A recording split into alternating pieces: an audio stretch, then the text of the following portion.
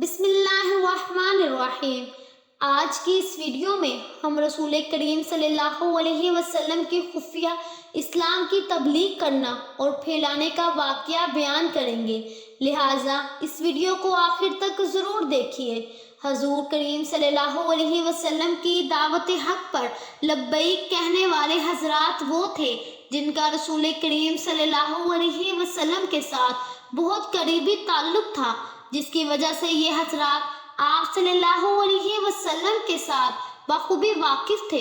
آپ کی زندگی کا کوئی گوشہ ان سے منفی نہیں تھا، اس کے باوجود سب سے پہلے انہی حضرات کا آپ کی دعوت کو قبول کرنا اور پروان چڑھانا تھا۔ آپ صلی اللہ علیہ وسلم کی تصدیق کرنا آپ کی صداقت و حقانت اور آپ کے اعلیٰ اخلاق اور پاکیزہ کردار کی مضبوط دلیل ہے۔ 3 سال کے عرصے پر محیط خفیہ دعوت و تبلیغ کا یہ دور یوں مکمل ہوا کہ گنے چنے چند افراد نے اس دین حق کو قبول کیا، جس کی خبر اگرچہ مشرکین حق کے کانوں کان تک بھی نہ پہنچی، تاہم انہوں نے اس محض و وقتی چیز سمجھتے ہوئے اس طرف کوئی خاص توجہ نہیں دی۔ نبوت کے 6 سال کے آغاز میں جب یہ آیت نازل ہوئی، ترجمہ: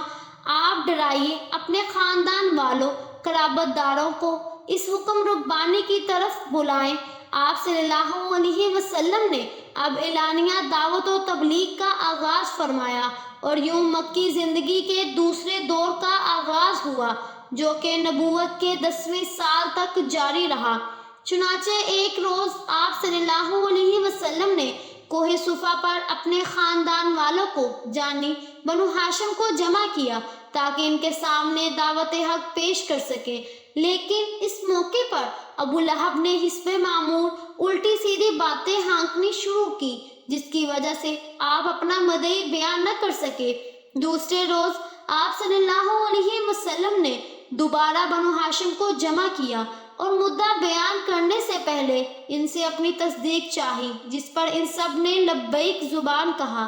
ہم نے آپ سے کبھی جھوٹ نہیں سنا۔ تب آپ صلی اللہ علیہ وسلم نے انہیں اللہ کا پیغام پہنچایا، اللہ کے دین کی طرف انہیں دعوت دی، صرف ایک اللہ کی عبادت کی تلقین فرمائی، بت پرستی اور ہر قسم کے شرک سے انہیں روکا، مشرکی برائیوں سے باز رہنے کی تاکید فرمائی۔ اس کے بعد آپ صلی اللہ علیہ وسلم نے ان حاضرین محفل سے دریافت فرمایا کہ اس کام میں تم میں سے کون میرا ساتھ دے گا؟ امام علی ابن ابی طالب رضی اللہ تعالیٰ عنہ اس وقت کم سنتے اور اس محفل میں موجود تمام افراد میں سے بنو ہاشم میں وہ سب سے چھوٹے تھے، مگر اس کے باوجود وہ اپنی جگہ سے اٹھے اور بآواز بلند ہو کر آپ صلی اللہ علیہ وسلم کی حمایت کی اور اس کام میں بھرپور ساتھ دینے کا وعدہ کیا، جبکہ وہ اس سے بہت قبل ہی مشرف با اسلام بھی ہو چکے تھے۔ آپ صلی اللہ علیہ وسلم کے سرپرست اور مشقت و مہربان چچا ابو طالب نے اس موقع پر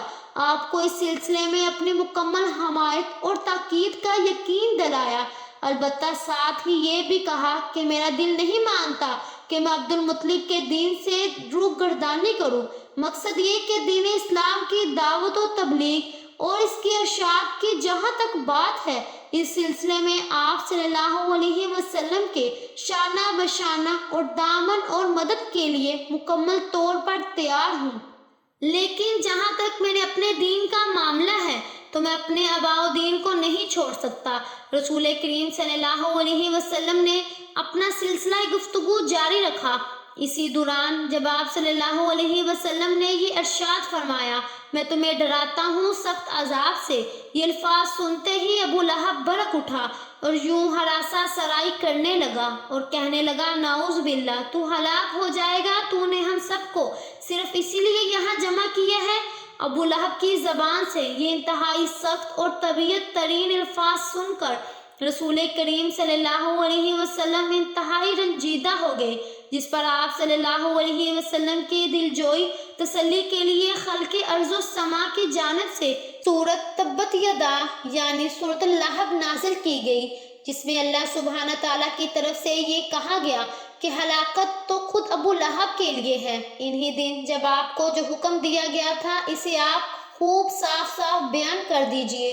نازل ہوئی۔ تو اس حکم ربانی کی تعمیل کرتے ہوئے اب آپ صلی اللہ علیہ وسلم نے اپنے سلسلہ دعوت و تبلیغ کو مزید تیز کر دیا اور اس کام کو مزید وضاحت کی۔ چنانچہ اب آپ نے اپنے قرابت داروں کے علاوہ مزید یہ کہ پورے شہر مکہ میں ہر جگہ اور ہر قبیلے کو پیغام حق پہنچانا شروع کر دیا۔ اب آپ صلی اللہ علیہ وسلم جگہ جگہ گھومتے، مختلف قبائل اور خاندانوں کے مزار میں تشریف لاتے جاتے، بازاروں، گلیوں، محلوں میں جاتے، کوئی میلہ منعقد ہوتا یا کوئی محفل سجتی یا کسی بھی قسم کا کوئی اجتماع ہوتا تو آپ صلی اللہ علیہ وسلم وہاں پہنچتے۔ خصوصاً حج کے موقع پر بیرون مکہ سے بڑی تعداد میں جو لوگ حج کی غرض سے آتے، آپ صلی اللہ علیہ وسلم انہیں دین اسلام کی دعوت دیتے۔ اسی طرح مختلف علاقوں سے عربوں کے جو تجارتی قافلے مکہ آتے تو آپ ان ملاقاتیں کرتے، ان کے ٹھکانوں اور ان کی اقامت گاہوں میں جا کر انہیں پیغام حق سناتے اور دین پر حق کی دعوت دیتے۔ اس کا نتیجہ یہ ہوا کہ اب مشرکین مکہ بھی طیش میں آ گئے اور بغاوت کرنے لگ گئے، اور اب انہوں نے سچائی کا راستہ روکنے اور آپ صلی اللہ علیہ وسلم کو نیز آپ کی مٹھی بھر ساتھیوں کو طرح طرح کی اذیتیں پہنچانا شروع کی۔ کسی کو شدید گرمی کے موسم میں اگلتے ہوئے سورج کے نیچے رہنے کے لیے کھڑا کر دیتے اور کسی کو بھاری پتھر رکھ دیا جاتا تاکہ اپنی جگہ سے حرکت نہ کر سکے۔ کسی کو پاؤں میں رسیاں ڈال کر دن بھر مکہ کی پتھریلی اور گرم گلیوں میں گھسیٹا جاتا، کسی کو انگاروں پر لٹایا جاتا۔ اس دور میں جن حضرات پر ظلم و ستم کے پہاڑ توڑے گئے اور انتہائی وحشیانہ طریقے سے ان پر ہر قسم کا تشدد کیا گیا، ان میں خاص طور پر بلال بن رباح یاسر ہے اور ان کے بیٹے عمار، نیز عمار کی والدہ سمیہ، اس طرح حباب بن ارس وغیرہ وغیرہ قابل ذکر ہے۔ اس دور میں خود رسول کریم صلی اللہ علیہ وسلم کو بے حد تکلیفیں پہنچائی گئیں۔ کبھی آپ کے راستے میں کانٹے بچھا دیے جاتے، کبھی غلاظت کے ڈیر ڈال دیے جاتے، کبھی آپ صلی اللہ علیہ وسلم کے قتل کی سازش کی جاتی۔ نیز ایک بار جنگ آپ صلی اللہ علیہ وسلم بیت اللہ کے قریب نماز کے دوران اپنے رب کے سامنے سجدہ سجود میں تھے تو چند بدبختوں نے اونٹ کی اوجری لا کر آپ کی پشت مبارک پر ڈال دی، جس کے بوجھ اور وزن کی وجہ سے آپ صلی اللہ علیہ وسلم کافی دیر تک کوئی حرکت نہ کر سکے، جبکہ نجاست و غلاظت اور بدبو کی تکلیف اس کے علاوہ تھی۔ مزید یہ کہ آپ صلی اللہ علیہ وسلم کو ان جسمانی اذیتوں اور تکلیفوں کے علاوہ ہر قسم کی ذہنی اور نفسیاتی تکلیف پہنچانے میں بھی ان ظالموں اور بدبختوں نے کوئی کسر نہ اٹھا رکھی۔ چنانچہ کبھی آپ صلی اللہ علیہ وسلم کو دیوانہ کہا گیا، جیسا کہ قرآن کریم میں اسی طرف اشارہ ہے۔ انہوں نے کہا کہ اے وہ شخص جس پر قرآن نازل کیا گیا ہے، یقیناً تو کوئی دیوانہ ہے، اور کبھی کہتے ہیں کہ یہ قرآن تو نعوذ باللہ اس شخص نے خود ہی لکھوایا ہے اور اللہ کی طرف اس کی چھوٹی نسبت کرتے ہیں، جیسا کہ قرآن کریم میں ارشاد ہے۔ اور یہ بھی کہا کہ یہ تو محض گزشتہ لوگوں کے افسانے ہیں جو اس نے لکھا رکھے ہیں، بس وہی صبح و شام اس کے سامنے بڑھے جاتے ہیں، جیسا کہ قرآن کریم میں ارشاد ہے۔ اور کہا گیا کافروں نے کہ یہ تو بس جادوگر ہے، جھوٹا ہے۔ غور طلب بات ہے کہ وہی مشرکین مکہ جو آپ صلی اللہ علیہ وسلم کی رسالت سے قبل ہمیشہ سے آپ کو امین کے لقب سے پکارتے چلے آ رہے تھے، اب وہی لوگ جب عین وقت آپ صلی اللہ علیہ وسلم کو جھوٹا کہنے لگے، اور پھر خاص طور پر جبکہ ان میں سے اکثریت کے ساتھ آپ صلی اللہ علیہ وسلم کی قرابت داری کا تعلق بھی تھا، انہوں نے آپ کی زبانی دل چھلنی کر دینے والی یہ باتیں، یقیناً یہ چیز آپ صلی اللہ علیہ وسلم کے لیے انتہائی صدمے اور نفسیاتی تکلیف کا باعث تھی۔ اس کے بعد یہ مشرکین مکہ بعض نفرت کی شدت کی وجہ سے آپ صلی اللہ علیہ وسلم کو تیز نگاہوں اور کھا جانے والی نظروں سے دیکھا کرتے تھے، جس کا قرآن کریم میں یوں تذکرہ کیا گیا ہے، اور قریب ہے کہ کافر اپنی تیز نگاہوں سے آپ کو پھسلا دے، جبکہ کبھی قرآن سنتے ہیں اور کہہ دیتے ہیں کہ یہ تو ضرور دیوانہ ہے، مزید یہ کہ آپ صلی اللہ علیہ وسلم کو دلی رنج اور نفسیاتی صدمہ پہنچانے کے گھر سے بدبخت ابو لہب نے اپنی بیٹیوں ادبا اور اتبا کو حکم دیا کہ وہ دونوں اپنی بیویوں کو طلاق دے دے، جو کہ آپ صلی اللہ علیہ وسلم کی صاحبزادیاں یعنی حضرت رقیہ رضی اللہ تعالیٰ عنہما اور ام کلثوم رضی اللہ تعالیٰ عنہما، جن کا نکاح آپ کی باصیت سے قبل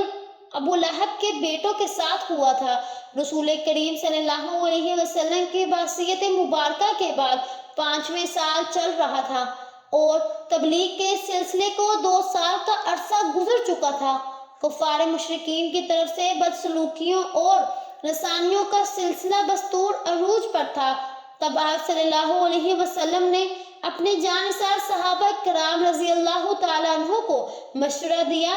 کہ وہ ملک حبشہ کی جانب ہجرت کر جائیں، کیونکہ وہاں ایک نہایت عدل و انصاف پسند بادشاہ کی حکمرانی ہے۔ چنانچہ آپ صلی اللہ علیہ وسلم کے اس مشورے پر عمل کرتے ہوئے صحابہ کرام کی ایک منتظر جماعت جو کہ 12 مردوں اور 4 عورتوں پر مشتمل تھی، مکہ مکرمہ سے ملک حبشہ کی جانب ہجرت کر گئی۔ ان میں حضرت عثمان بن عفان رضی اللہ تعالیٰ عنہ، اپنی اہلیہ حضرت رقیہ رضی اللہ تعالیٰ عنہ، حضرت رقیہ بنت رسول صلی اللہ علیہ وسلم بھی شامل تھی۔ اونچے عرصے کے بعد 83 مردوں اور 18 عورتوں پر مشتمل دوسرا قافلہ روانہ ہوا، جس میں حضرت جعفر بن ابی طالب رضی اللہ تعالیٰ عنہ بھی شامل تھے۔ نیز ان کی اہلیہ حضرت اسماء بنت اویس رضی اللہ تعالیٰ عنہ بھی ان کے ہمراہ تھے۔ مشرکین مکہ نے انہیں گرفتار کرنے کی غرض سے دور تک ان کا تعاقب کیا، لیکن وہ تیز رفتاری کے ساتھ جدا سے بحری راستے سے سفر کرتے ہوئے ان کے دسترس سے باہر نکل گئے اور پھر بخیر و عافیت ملک حبشہ پہنچے اور وہاں مشرکین مکہ کے مظالم سے دور اب بے چین اور سکون کے ساتھ زندگی بسر کرنے لگے۔ ادھر مشرکین مکہ جو یہ خبر ملی کہ مسلمان اب ان کی پہنچ سے دور ملک حبشہ میں آرام اور چین کی زندگی بسر کر رہے ہیں، تو ان کینہ پوروں نے کئی دن گزار کر یہ فیصلہ کیا کہ ایک وقت ملک حبشہ کی جانب روانہ کیا جائے، جو وہاں کے بادشاہ نجاشی سے ملاقات کر کے اسے اس بات پر آمادہ کرے کہ مسلمانوں کو دوبارہ ان کے حوالے کر دیا جائے۔ بہرحال اس منصوبے کے تحت مشرکین مکہ کا ایک وفد ملک حبشہ جا پہنچا اور بادشاہ سے ملاقات سے قبل اس کے درباریوں اور مشیریوں سے متعدد ملاقاتیں کی، اس کے ساتھ تعارف اور دوستی کے رشتے کو بڑھایا اور پھر بطور رشوت قیمتی تحائف اور نذرانے پیش کیے۔ یوں شاہی دربار میں پیش ہونے اور وہاں اپنی آمد کا مقصد بیان کرنے سے قبل ہی ان مکاروں نے بادشاہ کے ان وزیروں اور مشیروں کو اپنی مٹھی میں کر لیا۔ آخر ایک روز پیش ہوئے اور وہاں بھی باری نذرانے اور قیمتی تحائف پیش کرنے کے بعد اپنا مدعا بیان کرتے ہوئے جو گویا ہوئے: اے بادشاہ، ہمارے شہر کے چند سر پھیلے اور فتنہ بردار قسم کے لوگ پردے سجدہ ہو کر اپنے ملک کو چھوڑ کر ادھر آ چکے ہیں۔ اے بادشاہ، اگر انہوں نے اپنے آباء و اجداد کا دین چھوڑ کر آپ کا دین ہی اپنا لیا ہوتا تو تب بھی کرامت تھی، مگر انہوں نے تو ایک ایسا عجیب و غریب نیا دین ایجاد کر لیا ہے جسے سمجھنے سے ہم اور آپ دونوں ہی قاصر ہیں۔ اے بادشاہ، جس طرح انہوں نے ہمارے شہر مکہ میں فساد پھیلایا ہے، یقیناً اسی طرح اب یہ آپ کے ملک میں بھی فتنہ اور خرابی ہی پھیلائیں گے۔ لہٰذا ہمارے بزرگوں اور دانش مندوں نے ہمیں آپ کی خدمت میں بھیجا ہے تاکہ آپ انہیں ہمارے حوالے کر دیں اور ہم انہیں اپنے ہمراہ واپس مکہ لے جا سکیں۔ بادشاہ نے ان کی یہ بات سننے کے بعد اپنے درباریوں اور مشیروں کی جانب سوالیہ انداز میں دیکھا، گویا وہ ان کی رائے جاننا چاہتا ہو، اور تب مشرکین مکہ کی تائید کی اور ان کے مطالبے کی حمایت کی اور اپنے بادشاہ کو مسلمانوں کی طرف سے مزید بدل کرنے کے لیے تائید کی کہ جو اپنے آباء و اجداد کے دین کے ساتھ غداری کر سکتے ہیں، ان سے خیر کی کیا توقع کی جا سکتی ہے۔ مشرکین مکہ اور پھر ان کے بعد اپنے ان درباریوں کی گفتگو سننے کے بعد بادشاہ نے کہا، انصاف کا تقاضا یہ ہے کہ پہلے ان مسلمانوں کی بات بھی سن لی جائے اور اس کے بعد ان کے بارے میں کوئی فیصلہ صادر کروں۔ چنانچہ مسلمانوں کو وہاں پر دربار میں طلب کیا گیا۔ بادشاہ نے ان سے دریافت کیا کہ یہ کون سا دین ہے کہ جس کی باری تم اپنے آباء و اجداد کے دین کو چھوڑ دیا ہے اور پھر یہاں آ کر ہمارا دین بھی نہیں اپنایا؟ بادشاہ کی طرف سے اس سوال کے جواب میں صحابہ کرام رضی اللہ تعالیٰ عنہ میں سے حضرت جعفر بن ابی طالب کھڑے ہوئے اور یوں سلسلہ گفتگو کا آغاز ہوا۔ اے بادشاہ، ہم سچے ہیں، ہم بتوں کی پوجا کرتے تھے، بدکاری کیا کرتے تھے، ہم مردار کھاتے تھے، پڑوسیوں کے ساتھ برا سلوک کیا کرتے تھے، ہم میں سے جو طاقتور تھا وہ کمزور کو کھا جاتا تھا، ہم اسی کیفیت میں زندگی بسر کر رہے تھے، اور اسی دوران اللہ نے ہم میں سے ایک ایسی ہستی کو نبی بنا کر بھیجا جو کہ سب سے حسب و نسابت، شرافت و امانت اور ذہانت نیز اس کی پاکیزہ زندگی سے ہم سب خوب واقف تھے۔ اس نے ہمیں ایک اللہ کی عبادت کی طرف دعوت دی اور اللہ کے سوا جن بتوں کی ہم اور ہمارے آباء و اجداد پوجا کرتے تھے ان کی پوجا سے باز رہنے کی تاکید کی۔ اس نے ہمیں راست بازی، امانت داری، صلح رحمی اور پڑوسیوں کے ساتھ حسن سلوک کا سبق سکھایا، خون ریزی سے، بے حیائی سے دور کیا، کوئی یتیموں کا مال ہڑپ کر جانے اور پاک دامن عورتوں پر بہتان لگانے سے ہمیں منع کیا۔ بس ہم نے اس کی تصدیق کی اور اس پر ایمان قبول کیا جس پر ہماری قوم ہمارے درد و عذاب بن گئی ہے۔ ہمیں ہر طرح ستایا، پریشان کیا جاتا ہے اور ہمیں اپنے دین سے دور کرنے کی ہر ممکن کوشش کی جاتی ہے۔ جب ان کا ظلم و ستم حد سے بڑھ گیا تو اے بادشاہ، ہم نے اپنے وطن عزیز کو خیر آباد کر دیا اور پناہ کی تلاش میں ہم آپ کے ملک میں چلے آئے، یہ امید لیے ہوئے کہ یہاں ہمارے ساتھ انصاف کیا جائے گا اور یہ کہ جہاں ہمارے ساتھ کوئی ظلم نہیں ہوگا۔ اس نبی اور اس مکتب فیض کے ایک صحرا جانشین نے، جس نے دنیا کے کسی طرز و گام میں کوئی تعلیم حاصل نہیں کی، جس کے پاس کوئی ڈگری نہیں، جسے دنیا کے کسی شاہی دربار میں جانے کا بھی اتفاق نہیں ہوا، شاہی درباریوں کے آداب سے یکسر ناواقف تھے، سفارتی آداب سے ممکن میں خبر مگر بادشاہ کی دریافت کرنے پر جو جواب دیا وہ کس قدر جامع پر معزز اور اثر انگیز تھا۔ یقیناً یہ معلم انسانیت رسول کریم صلی اللہ علیہ وسلم کی پاکیزہ تربیت گاہی کا نتیجہ تھا۔ اس کے بعد نجاشی نے حضرت جعفر بن رضی اللہ تعالیٰ عنہ سے کہا، تمہارے نبی کی جانب اللہ کی طرف سے جو کلام نازل کیا گیا ہے اس میں سے کچھ تم مجھے سنا سکتے ہو؟ اس پر حضرت جعفر صادق رضی اللہ تعالیٰ عنہ نے سورۃ مریم کی ابتدائی چند آیات تلاوت کی، جنہیں سن کر نجاشی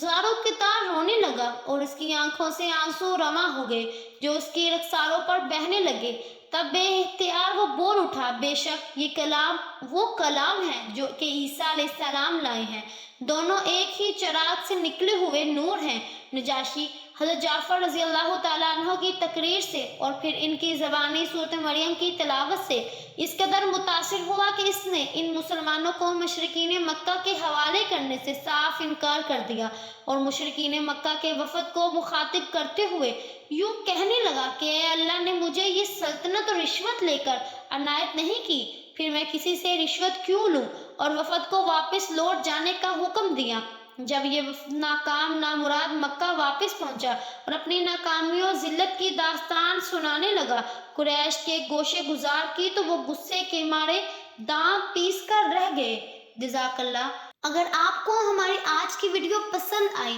تو ہمیں زیادہ سے زیادہ سبسکرائب کریں، لائک کریں اور شیئر کریں۔ جزاک اللہ۔